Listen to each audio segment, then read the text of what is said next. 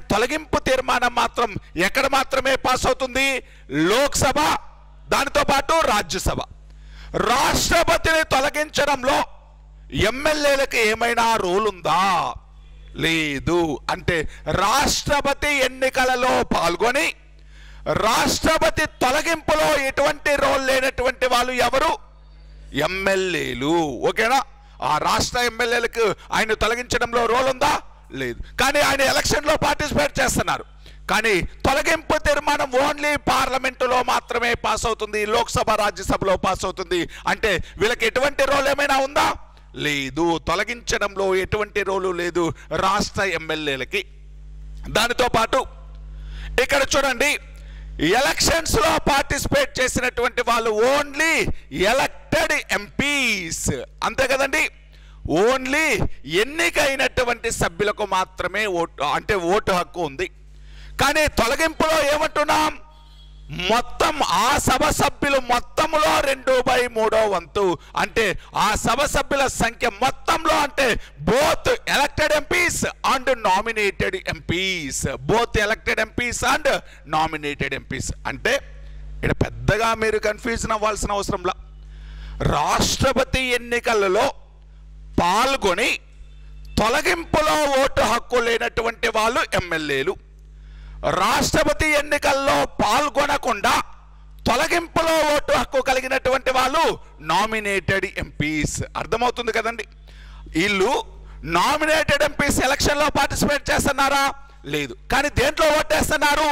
తొలగింపులో ఓటేస్తున్నారు. అంటే nominated MPs అనేటువంటి వాళ్ళు రాష్ట్రపతి యొక్క ఇంపీచ్మెంట్లో వాళ్ళకు రోల్ ఉంది, రాష్ట్రపతి యొక్క తొలగింపులో వాళ్ళకు రోల్ ఉంది. అదేవిధంగా రాష్ట్రపతి ఎన్నికల్లో ఓటు హక్కు కలిగినటువంటి వాళ్ళు ఎమ్మెల్యేలు, కానీ తొలగింపులో వీళ్ళకి ఏమైనా రోల్ ఉందా? లేదు. ఈ చిన్న డిఫరెన్స్ గుర్తుపెట్టుకోండి. ఎలా గుర్తారు అంటే క్వశ్చన్లు, రాష్ట్రపతి ఎన్నికల్లో ఓటు హక్కు కలిగి ఉండి రాష్ట్రపతి తొలగింపు తీర్మానం పైన ఓటు హక్కు లేనటువంటి వాళ్ళు ఎవరు అంటారు? ఎవరు? రాష్ట్ర ఎమ్మెల్యేలు. రాష్ట్రపతి ఎన్నికల్లో ఓటు హక్కు లేకుండా రాష్ట్రపతి తొలగింపులో పాల్గొనేటువంటి వాళ్ళు ఎవరు అంటారు? ఎవరు? Nominated MPs. నామినేటెడ్ ఎంపీలు అనేటువంటి వాళ్ళకి రాష్ట్రపతిని తొలగించడంలో రోల్ అనేటువంటిది ఉంది. ఇది యాడ్ చేసుకోండి. నిన్న చెప్పిన దానికి ఈ పాయింట్ను కూడా యాడ్ చేసుకోండి. సరే, రాష్ట్రపతి తొలగింపు గురించి ఏ ఆర్టికల్ చెప్తుందని చెప్తున్నాను? 61 ఇంపీచ్మెంట్ మహాభియోగ తీర్మానం ఏ రాజ్యాంగం నుంచి తెచ్చుకున్నాము? ఏ రాజ్యాంగం? అమెరికా రాజ్యాంగం. తొలగింపు అనగానే అమెరికా రాజ్యాంగం గుర్తుకు రావాలి. నెక్స్ట్ 62nd ఆర్టికల్ ఏం చెప్తుంది? రాష్ట్రపతి అనేటువంటి వ్యక్తి పదవీ కాలానికి ముగియక ముందే కొత్త రాష్ట్రపతి ఎన్నికని ప్రాసెస్ ని ప్రారంభించాలి. 15 రోజుల ముందే కొత్త రాష్ట్రపతి ఎన్నికని ప్రారంభించాలి. ఒకవేళ రాష్ట్రపతి అనేటువంటి వ్యక్తి పదవి ఏ కారణం చేతనైనా ఖాళీ అయితే 6 నెలల్లోపు కొత్త రాష్ట్రపతిని ఎన్నుకోవాలి అంటుంది. ఏ ఆర్టికల్ అంటే 62nd ఆర్టికల్. రాష్ట్రపతి ఎన్నికపైన వచ్చేటువంటి ఫిర్యాదులు పరిష్కరించేటువంటి కోర్టు సుప్రీంకోర్టు అని ఏ ఆర్టికల్ చెప్తుంది? 71 అని ఏ ఆర్టికల్ చెప్తుందండి? 71 అనేటువంటి ఆర్టికల్ చెప్తుంది. మరి సుప్రీంకోర్టులో ఎవరు మాత్రమే ఫిర్యాదు చేయాలి?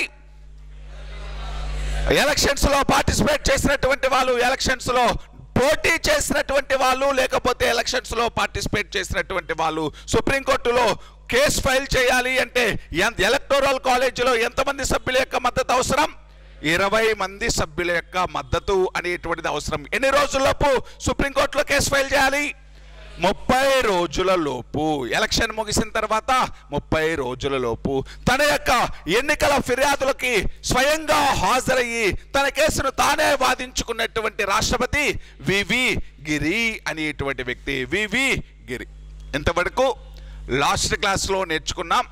దానికి ఇంకా కంటిన్యూషన్ క్లాసులు దాంతోపాటు చార్ట్ కూడా చెప్పింటాను మీకు, ఎవరెవరు రాష్ట్రపతులు అనేటువంటిది. మొదటి రాష్ట్రపతి ఎవరు? బాబు రాజేంద్ర ప్రసాద్ 1952 నుంచి 57. రెండవ రాష్ట్రపతి కూడా బాబు రాజేంద్ర ప్రసాదే 1957 నుంచి 62. మూడవ రాష్ట్రపతి ఎవరు? సర్వేపల్లి రాధాకృష్ణన్ 1962 నుంచి 67. 4వ రాష్ట్రపతి ఎవరు? జాకీర్ హుస్సేన్ 1967 నుంచి 69. ఆయన పదవిలో ఉండగా చనిపోతే తాత్కాలిక రాష్ట్రపతిగా వివి గిరి అనే వ్యక్తి పనిచేస్తాడు. ఆయన రాష్ట్రపతి పదవికి పోటీ చేయడానికి గాను ఆయన కూడా రిజైన్ చేస్తే అప్పుడు సుప్రీంకోర్టు చీఫ్ జస్టిస్గా ఉన్నటువంటి జస్టిస్ హిదాయతుల్లా అనేటువంటి వ్యక్తి 1 నెల రోజులు తాత్కాలిక రాష్ట్రపతిగా పనిచేశాడు. 1969 నుంచి 74 వరకు రాష్ట్రపతిగా ఉన్నటువంటి వ్యక్తి వరాహగిరి వెంకటగిరి అనేటువంటి వ్యక్తి, వివి గిరి అనేటువంటి వ్యక్తి. 1974 నుంచి 77 వరకు రాష్ట్రపతిగా ఉన్నటువంటి వ్యక్తి ఫక్రుద్దీన్ అలీ అహ్మద్. ఆయన కూడా చనిపోతే అప్పటి ఉపరాష్ట్రపతి అయినటువంటి బసవ దానప్ప జట్టి, బిడి జట్టి అనేటువంటి వ్యక్తి తాత్కాలిక రాష్ట్రపతిగా పనిచేశాడు. 1977 నుంచి 82 వరకు రాష్ట్రపతిగా ఉన్నటువంటి వ్యక్తి నీలం సంజీవరెడ్డి. ఏకాగ్రీవంగా ఎన్నికైనటువంటి ఒకే ఒక రాష్ట్రపతి నీలం సంజీవరెడ్డి. నీలం సంజీవరెడ్డి తర్వాత 1982 నుంచి 87 వరకు రాష్ట్రపతి జ్ఞాని జైల్ సింగ్. పాకెట్ వీటోని పోస్టల్ బిల్లు విషయంగా ఇష్యూ చేసినటువంటి రాష్ట్రపతి జ్ఞాని జైల్ సింగ్ అనేటువంటి వ్యక్తి. 1987 నుంచి 92 వరకు రాష్ట్రపతి వెంకట్రామన్ రామకృష్ణన్, లేకపోతే రామకృష్ణన్ వెంకట్రామన్, ఆర్ వెంకట్రామన్ అనేటువంటి వ్యక్తి. ఆర్ వెంకట్రామన్ 1987 నుంచి 92 వరకు రాష్ట్రపతిగా ఉన్నాడు. వెంకట్రామన్ తర్వాత శంకర్ దయాల్ శర్మ అనేటువంటి వ్యక్తి 1992 నుంచి 97 వరకు రాష్ట్రపతి. కేఆర్ నారాయణన్ అనేటువంటి వ్యక్తి 1997 నుంచి 2002 వరకు. కేఆర్ నారాయణన్ అనేటువంటి వ్యక్తి అత్యధిక మెజార్టీతో గెలుపొందినటువంటి రాష్ట్రపతి, మొట్టమొదటి దళిత రాష్ట్రపతి కేఆర్ నారాయణన్. ఈయన తర్వాత భారతదేశ క్షిపణి శాస్త్ర పితామహుడిగా, మిసైల్ మ్యాన్ ఆఫ్ ఇండియాగా పిలిచే డాక్టర్ ఏపీజే అబ్దుల్ కలాం రాష్ట్రపతి అయ్యాడు 2002 నుంచి 2007 వరకు. ఈయన తర్వాత ప్రతిభా పాటిల్, శ్రీమతి ప్రతిభా పాటిల్ అనేటువంటి ఆవిడ రాష్ట్రపతి పదవికి ఎన్నికైంది 2007 నుంచి 2012 వరకు. ఈవిడ తర్వాత ప్రణబ్ ముఖర్జీ రాష్ట్రపతిగా ఎన్నికయ్యాడు 2012 నుంచి 2017 వరకు. ప్రణబ్ ముఖర్జీ తర్వాత రామ్నాథ్ కోవింద్ అనేటువంటి వ్యక్తి రాష్ట్రపతి అయ్యాడు 2017 నుంచి 2022 వరకు. రామ్నాథ్ కోవింద్ తర్వాత ప్రస్తుతం రాష్ట్రపతిగా ఎవరు పనిచేస్తున్నారు అంటే ద్రౌపది ముర్ము అనేటువంటి ఆవిడ. ద్రౌపది ముర్ము మొట్టమొదటి గిరిజన రాష్ట్రపతి. మొట్టమొదటి గిరిజన రాష్ట్రపతి ఎవరు అంటే ద్రౌపది ముర్ము. మొట్టమొదటి దళిత రాష్ట్రపతి ఎవరు? మొట్టమొదటి గిరిజన రాష్ట్రపతి ఎవరు? ద్రౌపది ముర్ము. ఎస్టీ ట్రైబ్కు సంబంధించినటువంటి ఎస్సీ ఎవరు అంటే కేఆర్ నారాయణ. ఎస్టీ ఎవరు? గిరిజన తెగకు సంబంధించినటువంటి రాష్ట్రపతి ఎవరు అంటే ద్రౌపది ముర్ము అనేటువంటి ఆవిడ. ఇంతవరకు లాస్ట్ క్లాస్లో నేర్చుకున్నాం. దీనికి కంటిన్యూషన్ రాద్దాం. రాష్ట్రపతి అనేటువంటి వ్యక్తికి ఉన్నటువంటి పవర్స్ గురించి రాద్దాం. పవర్స్ ఆఫ్ ప్రెసిడెంట్, రాష్ట్రపతి యొక్క అధికారాలు.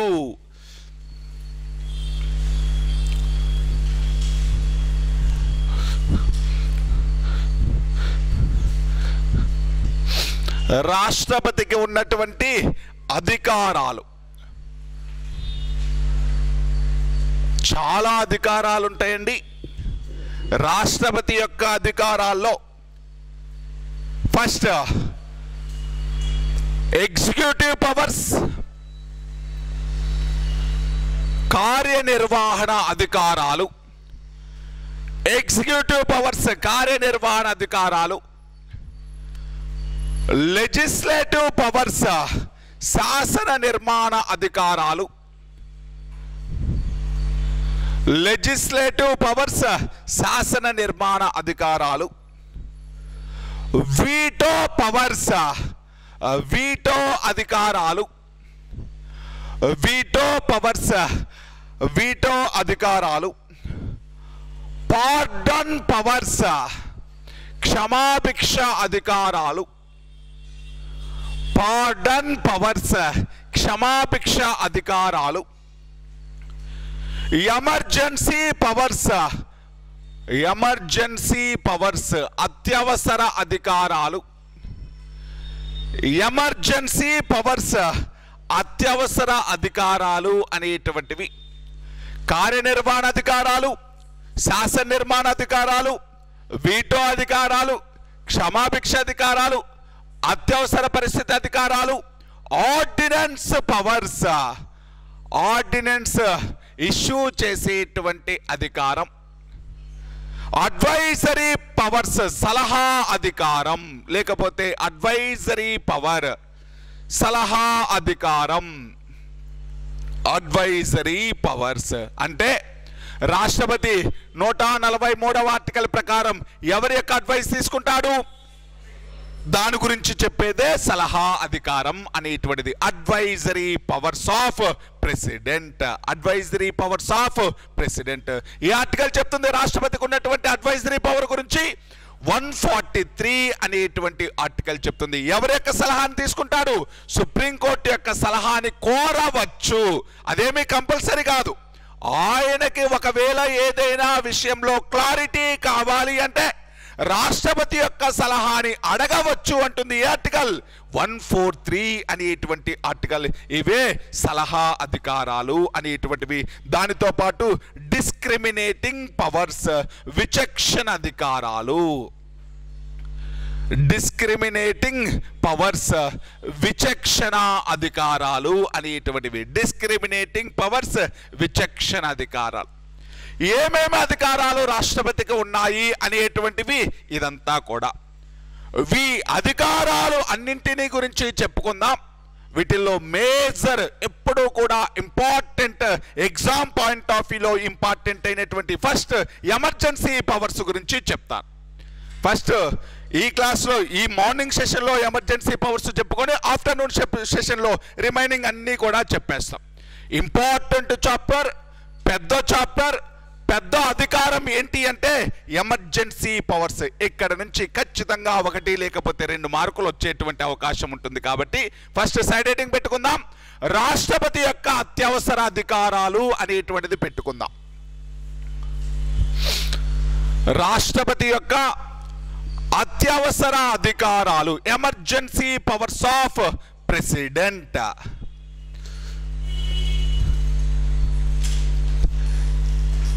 దీని గురించి కొంచెం క్లారిటీగా నేర్చుకోవాలి. చిన్న చిన్న డిఫరెన్స్లే ఉంటాయి, ఒకదానితో ఒకటి రిలేషన్ ఉంటుంది, చిన్న డిఫరెన్సెస్ ఉంటాయి. వాటిని కీన్గా అబ్జర్వ్ చేయాలి. మనకు అన్నీ తెలిసినట్టే ఉంటాయి. పాలిటీలో వచ్చేటువంటి అంటే మనం చేసే మిస్టేక్లు ఏంటి అంటే అంతా వచ్చు మనకి సబ్జెక్టు. కాకపోతే ఒక్కోసారి రాష్ట్రపతి తన యొక్క రాజీనామా లెటర్లు ఎవరికి ఇవ్వాలి అనేటువంటి దాని దగ్గర కూడా కన్ఫ్యూజన్ వస్తుంది. అంటే ప్రతి దాంట్లో కూడా మనకు కన్ఫ్యూజన్ ఎక్కువ అయ్యేటువంటి అవకాశం ఉంటుంది. కాబట్టి అన్నీ దగ్గర రిలేషన్స్ తోటి ఆప్షన్స్ ఉంటాయి. కాబట్టి కొంచెం కీన్గా అబ్జర్వ్ చేయాలి. పాలిటీలో ప్రతిదీ అంత సబ్జెక్ట్ అందరికీ వచ్చు, కానీ దాన్ని ఇంప్లిమెంట్ చేసేటువంటి ప్రాసెస్లోనే తప్పులు జరిగిపోతూ ఉంటాయి. అందుకని కొంచెం అబ్జర్వ్ చేయండి. రాష్ట్రపతి యొక్క ఎమర్జెన్సీ పవర్స్, అత్యవసర అధికారాలు అనేటువంటివి. రాష్ట్రపతి యొక్క ఎమర్జెన్సీ పవర్స్, అత్యవసర అధికారం భారత రాజ్యాంగంలో 18వ భాగంలో, భారత రాజ్యాంగంలో 18వ భాగంలో 352 నుంచి 360 వరకు ఉండేటువంటి ఆర్టికల్స్, భారత రాజ్యాంగంలో 18th పార్టులో 352 నుంచి 360 వరకు ఉండేటువంటి ఆర్టికల్స్ రాష్ట్రపతికి ఉన్నటువంటి ఎమర్జెన్సీ పవర్స్ గురించి చెప్తున్నాయి. ఏ భాగం చెప్పింది అంటారు? ఏ భాగం? 18th part. ఎక్కడి నుంచి ఎక్కడి వరకు ఆర్టికల్స్? 350 నుంచి 360. ఏం చెప్తుంది ఈ పార్ట్ అంటే, భారతదేశంలో రాష్ట్రపతి 3 రకాల ఎమర్జెన్సీని ప్రొక్లైమ్ చేయొచ్చు, లేకపోతే 3 రకాల ఎమర్జెన్సీస్ని ఇంపోజ్ చేయవచ్చు. ఆ 3 రకాల భారతదేశంలో 3 రకాల అత్యవసర పరిస్థితులు అనేటువంటివి ఉన్నాయి అంటుంది. వాటిని ఎవరు ప్రొక్లమేషన్ చేస్తాడు, ఎవరు అనౌన్స్ చేస్తాడు? రాష్ట్రపతి. రాష్ట్రపతికి ఎన్ని రకాల ఎమర్జెన్సీస్ ని ఇంపోజ్ చేసేటువంటి అధికారం ఉంది? 3 రకాలు. ఏంటివేంటివి అవి అంటే నేషనల్ ఎమర్జెన్సీ, జాతీయ అత్యవసర పరిస్థితి. నేషనల్ ఎమర్జెన్సీ, జాతీయ అత్యవసర పరిస్థితి. స్టేట్ ఎమర్జెన్సీ, రాష్ట్ర అత్యవసర పరిస్థితి. దీనినే కాన్స్టిట్యూషనల్ ఎమర్జెన్సీ, కాన్స్టిట్యూషనల్ ఎమర్జెన్సీ, రాజ్యాంగ అత్యవసర పరిస్థితి. దీనినే ప్రెసిడెంట్ రూల్, రాష్ట్రపతి పాలన అని పిలుస్తాం. దానినే ప్రెసిడెంట్ రూల్, రాష్ట్రపతి పాలన అని పిలవడం జరుగుతుంది. స్టేట్ ఎమర్జెన్సీ లేకపోతే దీనినే కాన్స్టిట్యూషనల్ ఎమర్జెన్సీ, లేకపోతే ప్రెసిడెంట్ రూల్, రాష్ట్ర అత్యవసర పరిస్థితి, లేకపోతే రాజ్యాంగ అత్యవసర పరిస్థితి, లేకపోతే రాష్ట్రపతి పాలన అని పిలుస్తాం. లాస్ట్ది ఫైనాన్షియల్ ఎమర్జెన్సీ, ఆర్థిక అత్యవసర పరిస్థితి. ఫైనాన్షియల్ ఎమర్జెన్సీ, ఆర్థిక అత్యవసర పరిస్థితి. అంటే 18th పార్టులో 350 నుంచి 352 నుంచి 360 వరకు ఉండేటువంటి ఆర్టికల్స్ 3 రకాల ఎమర్జెన్సీస్ గురించి చెప్తున్నాయి. ఈ 3 రకాల ఎమర్జెన్సీస్ ని ఇంపోజ్ చేసేటువంటి అధికారం రాష్ట్రపతికి ఉంది అంటుంది. మరి రాష్ట్రపతి జాతీయ అత్యవసర పరిస్థితిని ఆర్టికల్ 352 ప్రకారం ఇంపోజ్ చేస్తాడు. నేషనల్ ఎమర్జెన్సీని ఏ ఆర్టికల్ ప్రకారము అంటే 352 ప్రకారం ఇంపోజ్ చేస్తాడు. స్టేట్ ఎమర్జెన్సీ లేకపోతే రాష్ట్రపతి పాలన అనేటువంటి దానిని 356 అనేటువంటి ఆర్టికల్ ప్రకారం ఇంపోజ్ చేస్తాడు. ఆర్థిక అత్యవసర పరిస్థితి అనేటువంటి దాన్ని 360 ఆర్టికల్ ప్రకారం ఇంపోజ్ చేస్తాడు. ఆర్టికల్ 352 ప్రకారం నేషనల్ ఎమర్జెన్సీ, ఆర్టికల్ 356 ప్రకారం స్టేట్ ఎమర్జెన్సీ, ఆర్టికల్ 360 ప్రకారం ఆర్థిక అత్యవసర పరిస్థితి అనేటువంటిది ఇంపోజ్ చేస్తాడు. ఎవరికి ఉన్నాయి ఈ పవర్స్ అన్ని? ప్రెసిడెంట్కు ఉన్నాయి, రాష్ట్రపతికి ఉన్నాయి. అందుకే ఈయన దగ్గరే చెప్పుకుంటున్నాం. దాంట్లో ఫస్ట్ సైడ్ హెడ్డింగ్ పెట్టుకుందాం, నేషనల్ ఎమర్జెన్సీ, జాతీయ అత్యవసర పరిస్థితి.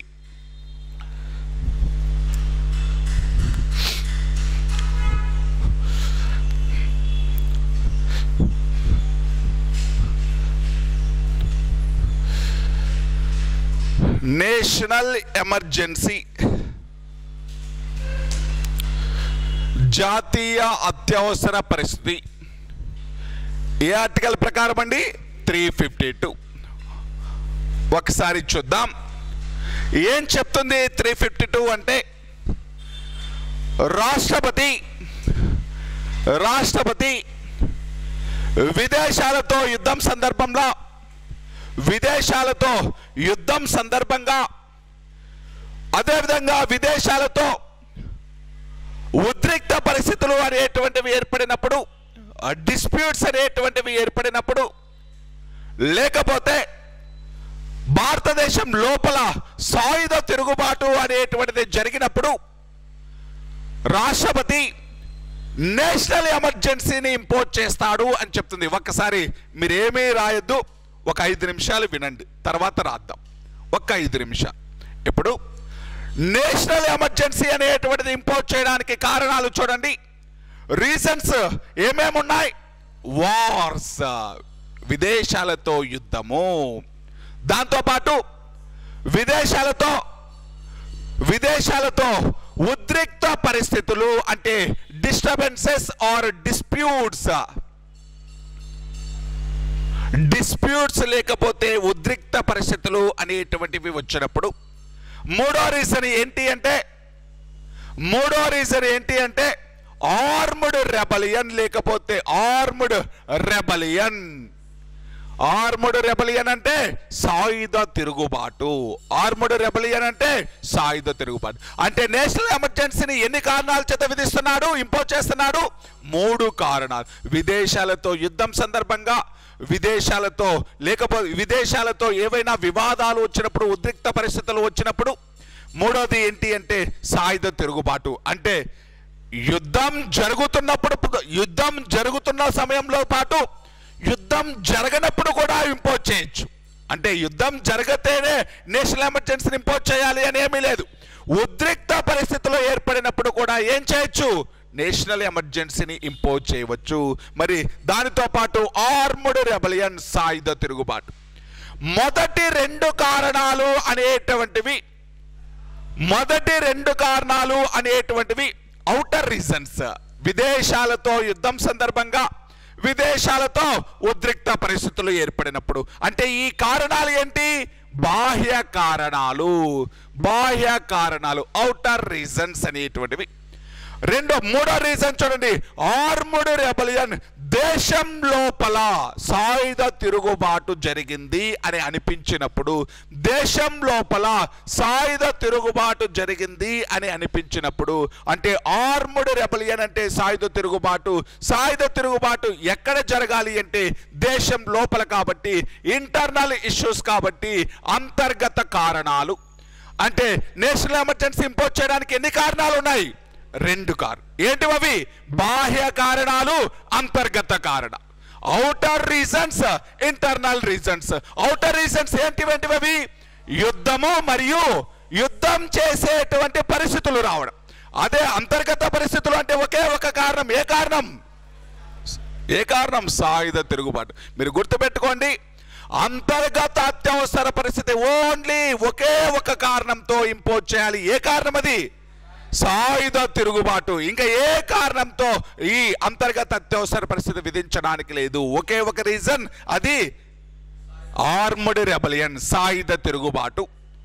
అంటే సాయుధ తిరుగుబాటు అంటే యాక్చువల్గా దీని గురించి చెప్పాలి అంటే మనకు 1975లో జరిగినటువంటి ఇంటర్నల్ ఎమర్జెన్సీ, అంటే 1975లో ఇందిరాగాంధీ ప్రభుత్వము ఏం చేసింది అంటే దేశం లోపల అంతర్గత అల్లకొల్లాలు అనేటువంటివి జరుగుతున్నాయి, ఇంటర్నల్ డిస్టర్బెన్సెస్ అనేటువంటివి జరుగుతున్నాయి అనేటువంటి కారణంతో దేశం లోపల ధర్నాలు, హర్తాలు, సమ్మెలు, ప్రభుత్వానికి వ్యతిరేకంగా అందరూ కూడా ఉద్యమాలు చేస్తున్నారు అని చెప్పేసి అంతర్గత అల్లకొల్లాలు అనేటువంటి ఇంటర్నల్ డిస్టర్బెన్సెస్ అనేటువంటి కారణం చేత నేషనల్ ఎమర్జెన్సీని ఇంపోజ్ చేసింది ఎవరు అంటే ఇందిరాగాంధీ ప్రభుత్వం. కాకపోతే ఇందిరాగాంధీ ప్రభుత్వం ఏ కారణం చేత అంటే ఇంటర్నల్ డిస్టర్బెన్సెస్ అనేటువంటి కారణం చేత ఆ ప్రభుత్వానికి వ్యతిరేకంగా ప్రజలందరూ, ప్రతిపక్షాలందరూ కూడా ఏకతాటిపైకి వచ్చేసి ఉద్యమాలు చేస్తుంటే పరిపాలన స్తంభించిపోయింది. కాబట్టి అటువంటి సమయంలో ఎమర్జెన్సీని ఇంపోజ్ చేసింది ఆవిడ. దానికి అప్పట్లో